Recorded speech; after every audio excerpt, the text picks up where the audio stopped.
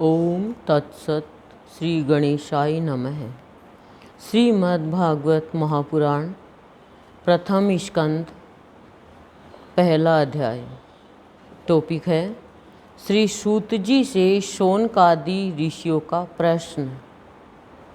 पहले मंगलाचरण है। जिससे इस जगत की सृष्टि, स्थिति और प्रलय होते हैं, क्योंकि वह सभी सद्रूप पदार्थों में यानी सदाचारी रूपी पदार्थों में अनुगत है, उनका मतलब अनुसरण करने वाले हैं, और असत्य पदार्थों से पृथक है। जड़ नहीं चेतन है, परतंत्र नहीं स्वयं प्रकाश है। जो ब्रह्मा अथवा हिरण्यगर्भ नहीं, प्रत्युत उन्हें अपने संकल्प से ही जिसने उस वेद ज्ञान का दान किया है, जिसके संबंध में बड़े बड़े विद्वान भी मोहित हो जाते हैं, जैसे तेजोमय सूर्य रश्मियों में जल में स्थल का और स्थल में जल का भ्रम होता है, वैसे ही जिसमें यह त्रिगुणमयी जागृत, स्वप्न, सुषुप्ति रूपा सृष्टि मिथ्या होने पर भी अधिष्ठान सत्ता से सत्यवत प्रतीत हो रही है। त्रिगुणमयी सृष्टि को क्या बताया? एक जागृत अवस्था, एक स्वप्न अवस्था, एक सुषुप्ति अवस्था। लेकिन ये सृष्टि मिथ्या होने पर भी अधिष्ठान सत्ता मतलब सहारा, आश्रय, सत्यवत प्रतीत हो रहा है। उस अपने स्वयं प्रकाश ज्योति से सर्वदा और सर्वथा माया और माया कार्य से पूर्णतः मुक्त रहने वाले परम सत्य रूप परमात्मा का हम ध्यान करते हैं। कितनी बड़ी महिमा बताई कि भगवान क्या है। सबसे बड़ा पॉइंट है परतंत्र है, वो स्वयं प्रकाश, वो परतंत्र नहीं है। हम भी परतंत्र कब तक है? जब तक हम स्वयं के प्रकाश से वंचित हैं हम स्वयं के प्रकाश से प्रकाशित, लेकिन हम अनभिज्ञ हैं। हमारी अवस्था तीन अवस्था में से कौन सी अवस्था? एक कौन सी? जागृत, स्वप्न और सुषुप्ति। सुषुप्ति अवस्था है, जागृत अवस्था नहीं है हमारी अभी, और स्वप्न अवस्था है, गहरी नींद में सोए हुए हैं, सुषुप्ति। पता है अंदर में होश है, लेकिन अज्ञान रूपी निद्रा में सोए हुए हैं, ज्ञान नहीं है।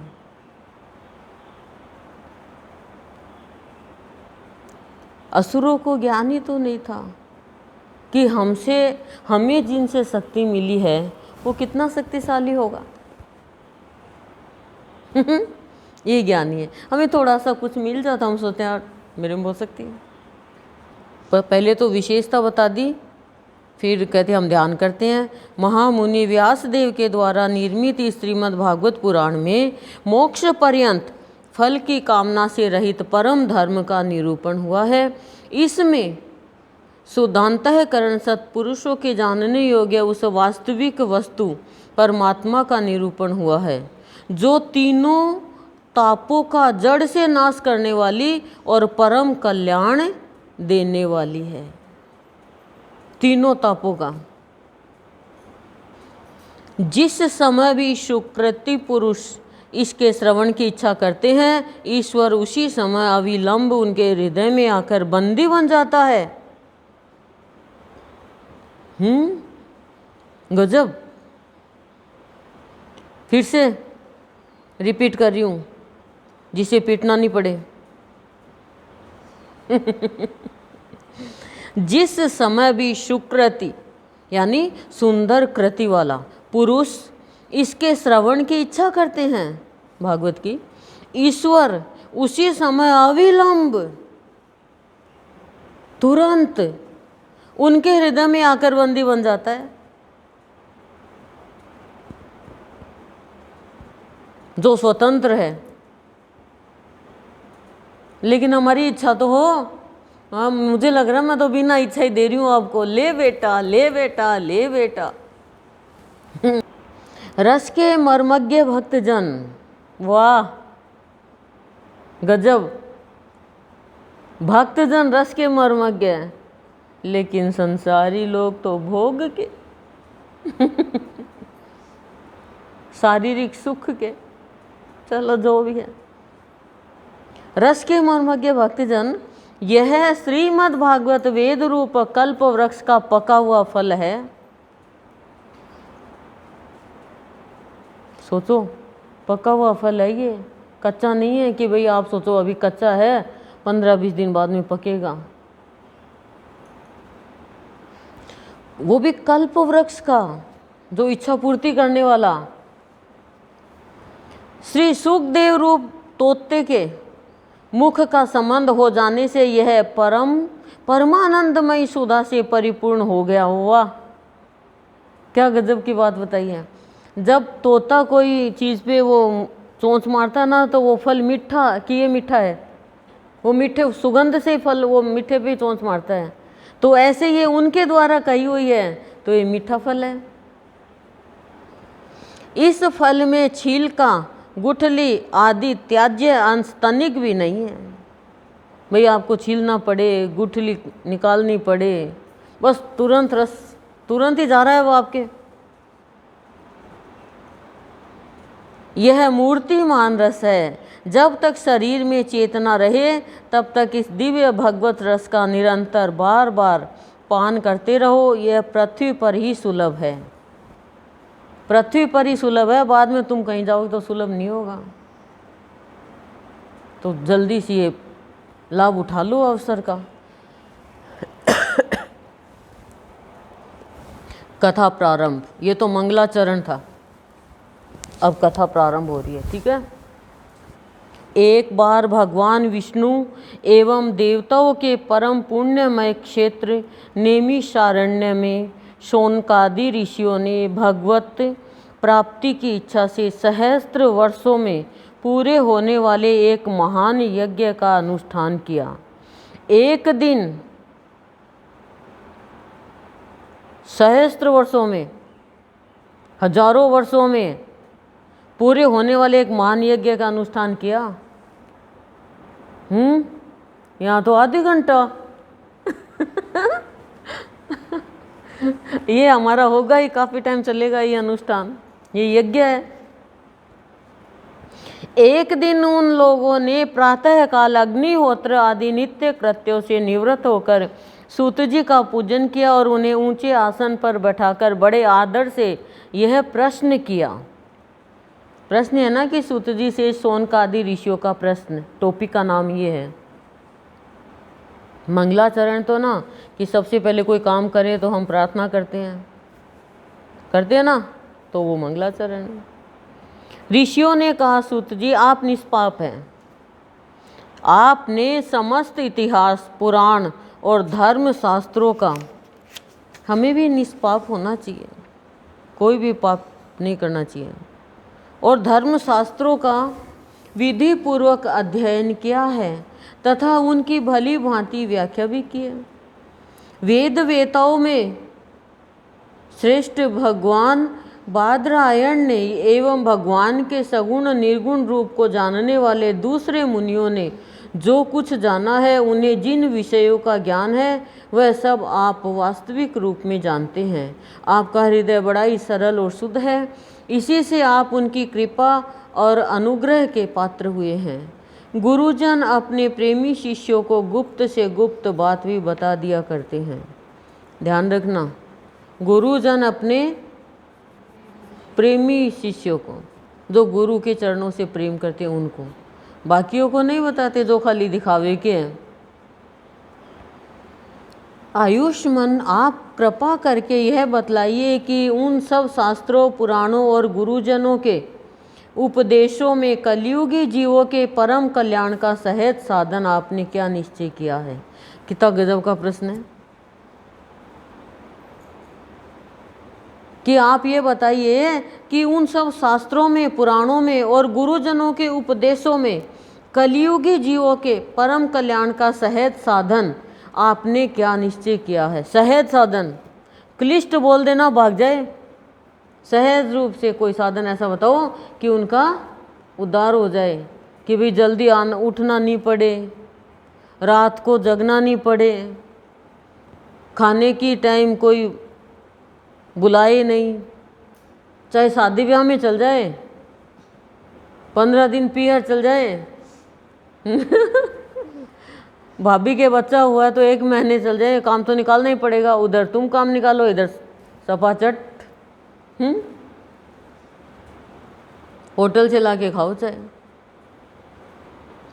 आप संत समाज के भूषण हैं। इस कलयुग में प्राय लोगों की आयु कम हो गई है, साधन करने में लोगों की रुचि और प्रवृत्ति भी नहीं है, लोग आलसी हो गए हैं, उनका भाग्य तो मंद है ही, समझ भी थोड़ी है, इसके साथ ही वे नाना प्रकार की विघ्न बाधाओं से घिरे हुए भी रहते हैं। शास्त्र भी बहुत से हैं, परंतु उनमें एक निश्चित साधन का नहीं, अनेक प्रकार की कर्मों का वर्णन है। साथ ही वे इतने बड़े हैं कि उनका एक अंश सुनना भी कठिन है।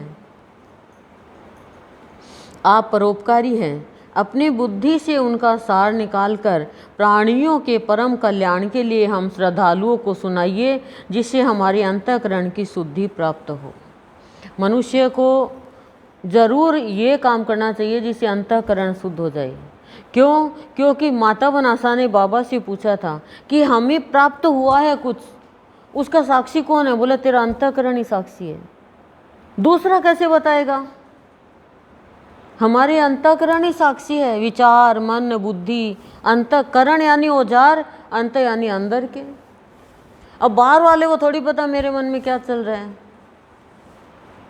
मान लो मैं कह रही हूँ तू तो मेरे को बहुत अच्छी लगती है, लेकिन वाणी से तो बोल दिया, मन में अच्छाई है क्या?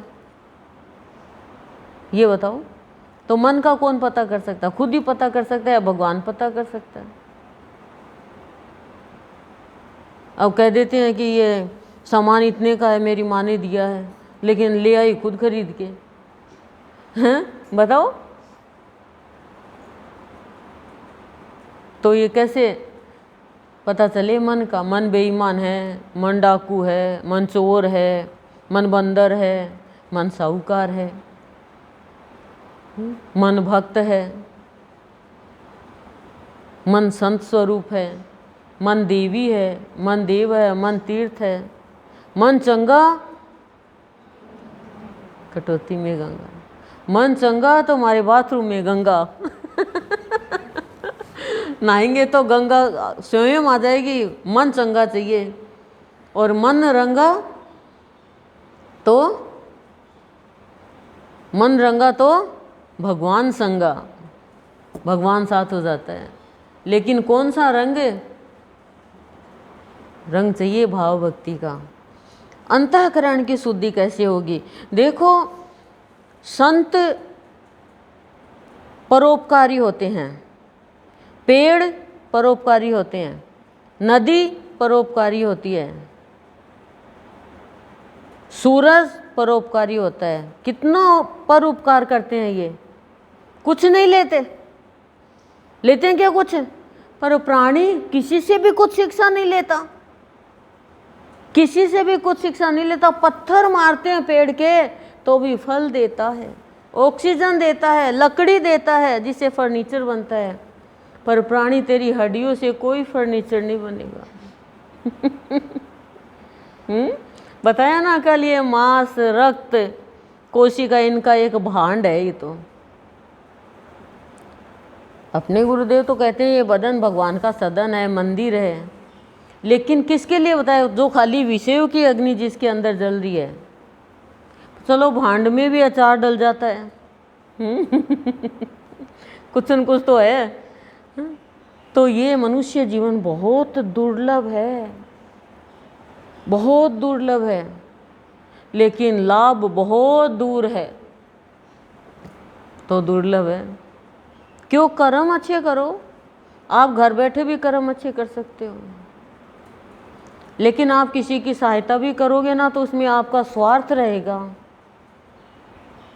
निस्वार्थ भाव से कुछ करोगे तो फिर भगवान कह रहे हैं तुम स्वयं के अर्थ को जान पाओगे। अभी तो खाली अर्थ चाहिए, स्वयं के अर्थ को तो कोई जान ही नहीं पा रहा है ना। फटाफट करें रे। प्यारे सूत जी, आपका कल्याण हो। आप तो जानते ही हैं, ये मेरे को आज ही बोल रही है, माँ इतनी बड़ी आप समझाने मत बैठ जाना, नहीं तो जिंदगी निकल जाएगी।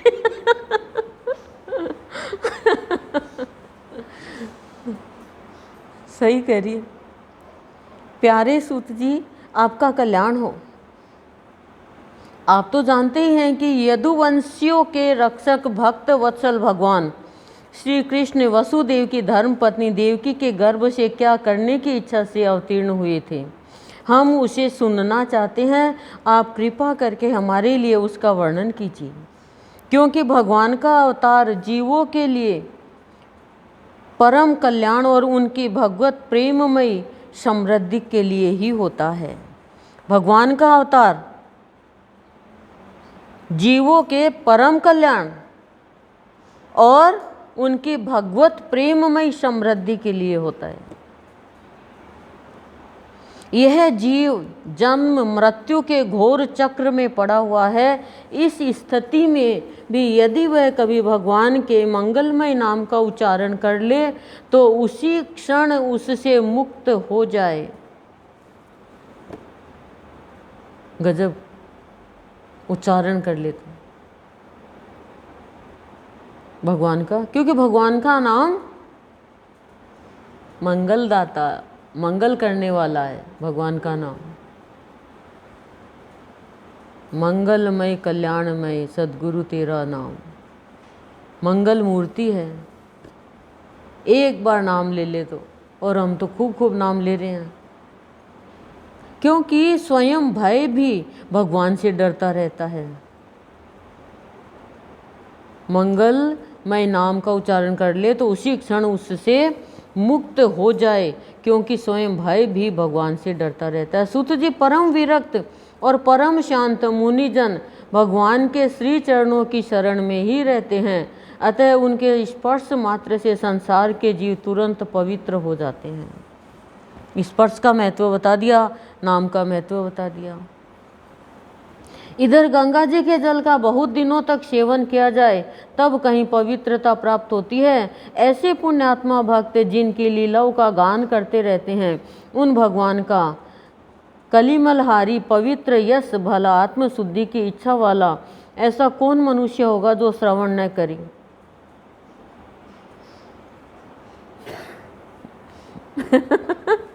गजब, ऐसा कौन मनुष्य होगा जो श्रवण नहीं करे।